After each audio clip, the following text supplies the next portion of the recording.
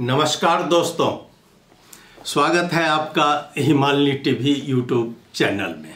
मैं हूं सच्चिदानंद मिश्र। दोस्तों, आज मैं बात करूंगा आपसे हमारे प्रधानमंत्री प्रचंड जी की भारत यात्रा समाप्त हो गई है और नेपाल में अभी 2-3 मुद्दा बहुत ही जोर शोर से चल रहा है। आपको बता दूं कि नागरिकता विधेयक जो राष्ट्रपति महोदय पास किए थे उसको कल सुप्रीम कोर्ट से स्थगन आदेश मिल गया है। इस तरह संसद अवरुद्ध है, लेकिन लोगों का मानना क्या है कि हम भारत से क्या फायदा हुआ और क्या नहीं, लोग यही चीज़ देखना चाह रहे हैं। विपक्षी दल के इस यात्रा को असफल बता रहे हैं। विपक्षी पार्टी के प्रमुख श्री के.पी. शर्मा ओली पूर्व प्रधानमंत्री प्रचंड के भारत यात्रा को सार्थक नहीं बताया है। ऐसी स्थिति में हम आपसे बात कर रहे हैं कि भारत जाकर भारत सरकार द्वारा भी एक पहल किया गया है रामायण कॉरिडोर का।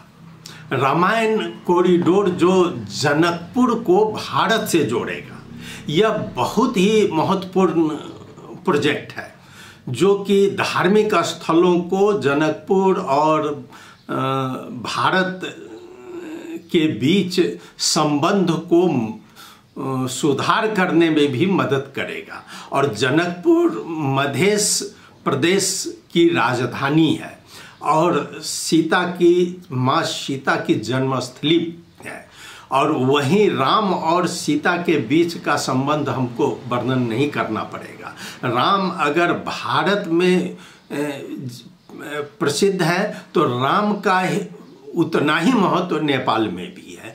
भक्तजन जितना भारत में भी है उसी तरह नेपाल में भी लोग मानते हैं।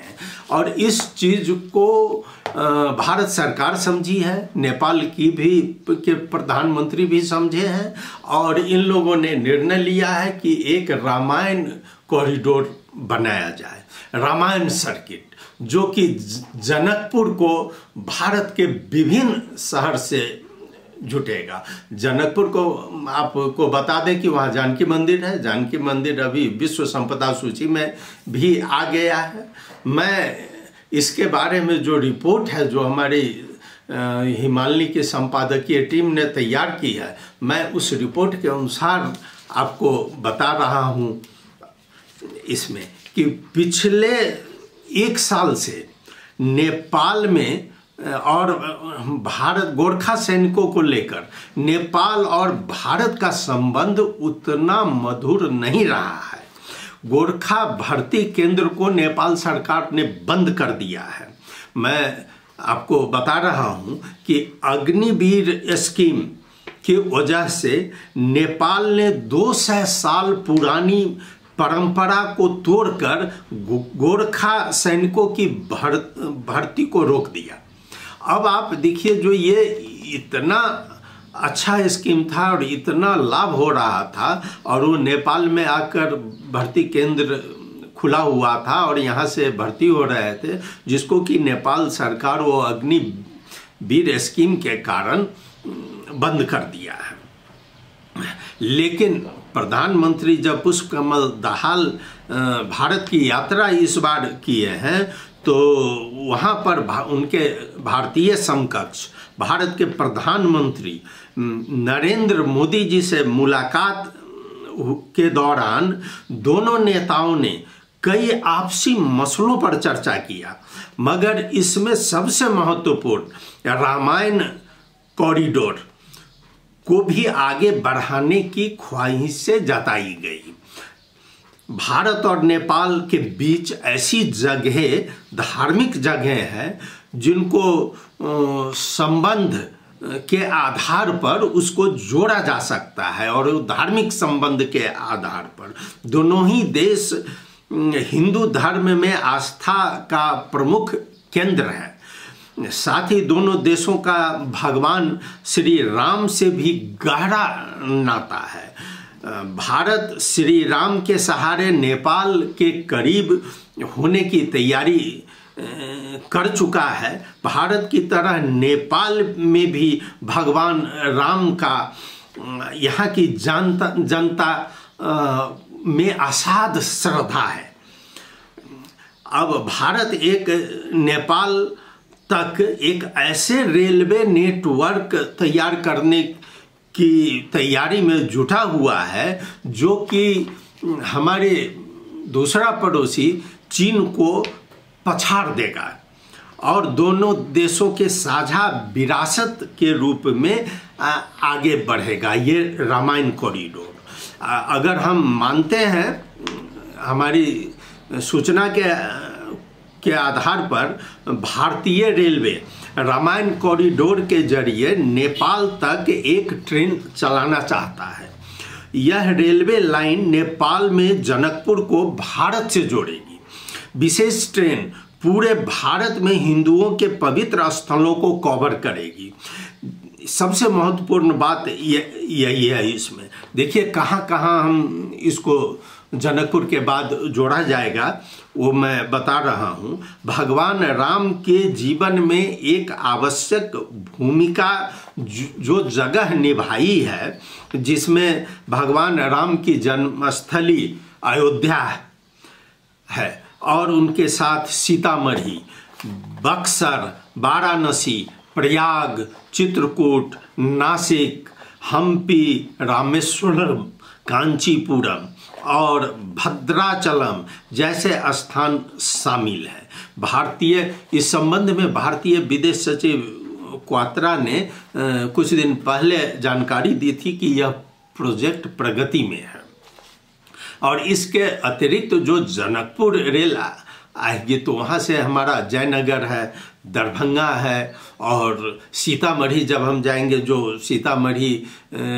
वहाँ माँ जानकी की जन्मस्थली पुनौरा धाम है, लेकिन सीता जी का पूरा पालन पोषण सब चीज़ वो जनकपुर में राजा जनक की राजधानी है, वहीं पर हुआ है। तो इससे ये कॉरिडोर बहुत ही महत्वपूर्ण साबित हो रहा है। रामायण के बारे में कहना नहीं पड़ेगा। रामायण प्राचीन हिंदू महाकाव्य है जो भगवान राम की जीवनी है। कहा जा रहा है कि रामायण कॉरिडोर दोनों देशों के हिंदुओं को उन जगहों तक लेकर जाएगा जिनका जिक्र रामायण में हुआ है। यह बहुत बड़ी बात है। नेपाल तक जाने वाली यह दूसरी रेल होगी। मैं बता दूं, इसका मकसद दोनों देशों के बीच धार्मिक पर्यटन को सुविधाजनक बनाने के अलावा ऐतिहासिक आध्यात्मिक संबंधों को मजबूत करना होगा। इससे पहले भारतीय रेलवे ने बोधगया, सारनाथ और लुम्बिनी जो नेपाल में है वहां तक ट्रेन चलाई थी। लुम्बिनी में महात्मा बुद्ध का जन्मस्थल है, जन्म हुआ है। उन्होंने भारत के बोधगया में ज्ञान प्राप्त किया और पहला उपदेश सारनाथ में दिया था। रामायण कॉरिडोर का पहला जिक्र मैं इस पर बता दूं 2018 में हुआ। उस समय भारत के प्रधानमंत्री श्री नरेंद्र मोदी जनकपुर आए हुए थे और यहाँ से तत्कालीन प्रधानमंत्री केपी शर्मा ओली जनकपुर में जाकर उनका स्वागत किया था। ये प्रधानमंत्री ओली वहीं से जो है बोधगया के लिए, अयोध्या के लिए एक बस चली थी, उसको हरी झंडी इन लोगों ने दिखाया था। जनकपुर में तत्कालीन पीएम केपी शर्मा ओली काठमांडू से पहुंचे थे। पीएम मोदी का जनकपुर में यह तीसरा भ्रमण था। 2022 में चीन ने नेपाल को belt and road initiative BRI के तहत तिब्बती पठार की सुरंगों में ब्लास्ट करके एक trans Himalayan multi dimensional connectivity network की पेशकश की थी। चीन नेपाल में नेटवर्क बिछाने में लगा हुआ है। ऐसे में रामायण कॉरिडोर का प्रभाव बहुत ही महत्वपूर्ण रख रहा है। चीन की निगाहें वो नेपाल के जरिए भारत पर है और भारत के लिए वो चीन में अब जैसे केरुंग रेलवे लाइन, केरुंग नाका खोलकर वहाँ से रेलवे का पेशकश किए हुए है कि नेपाल में रेल काठमांडू तक लाया जाएगा।